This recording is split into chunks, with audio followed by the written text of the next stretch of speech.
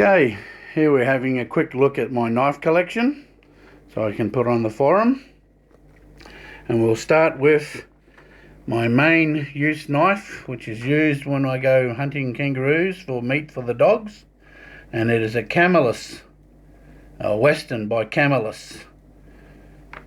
Great for taking legs off roos, easier to sharpen and stay sharp all night too. Creighton handle, says R12 on the blade for the steel, not sure what that is. Moving down, we have a little Gerber ripstop. Haven't got a clue what kind of steel it is. I know it's easy to sharpen and razor sharp.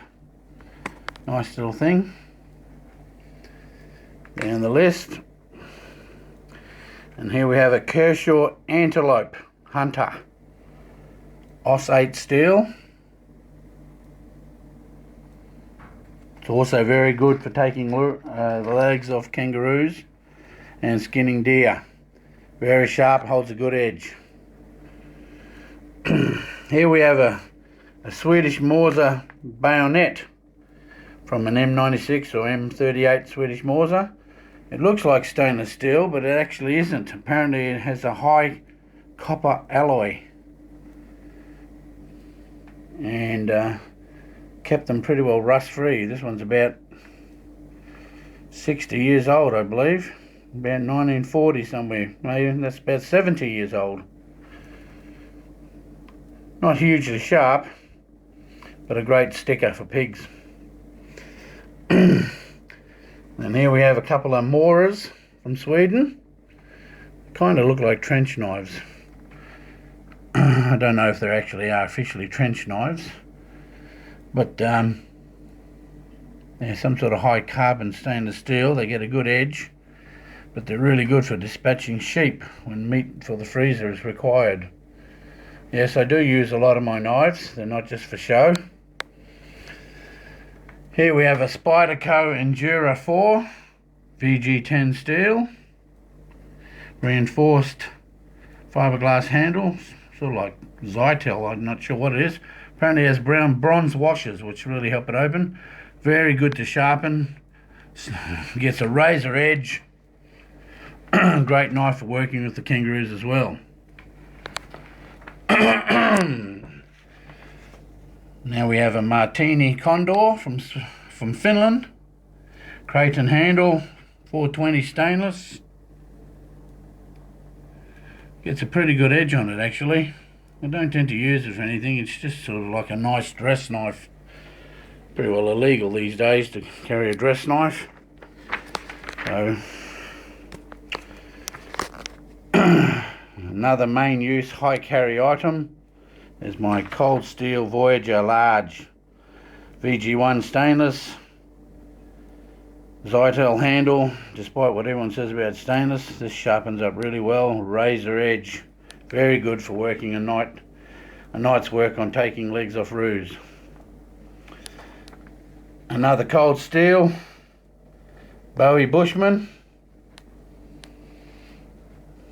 Haven't used it for anything. I just like it. I don't know why. SK5 steel, I think. Carbon. One of my few carbon knives. I'm not against carbon, just haven't gotten around to buying any yet. I'll have a use one day, I'm sure. And here's one of the high value knives. This cost a fortune, I can tell you.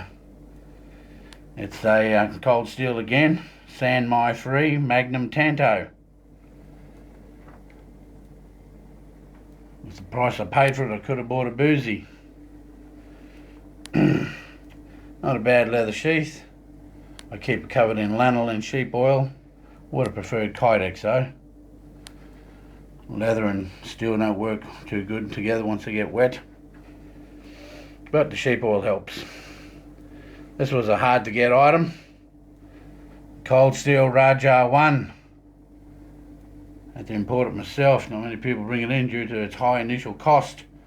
They came down a bit when Cold Steel let them go. No longer made them. It has a bloody good edge on it.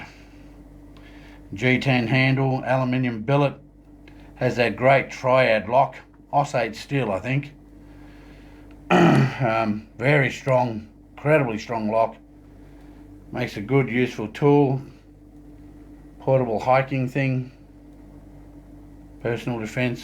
My God, there's that horrible term used again in this day and age. You can't defend yourself.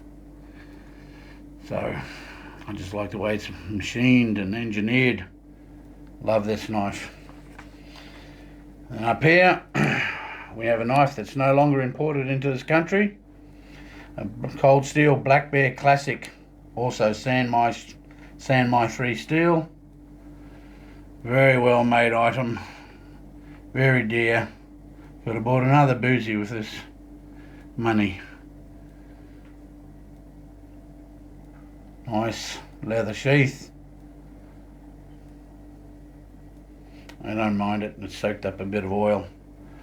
I always use lanolin, protects everything, won't rust, preserves everything. A heap of sheep shearing sheds can't be wrong.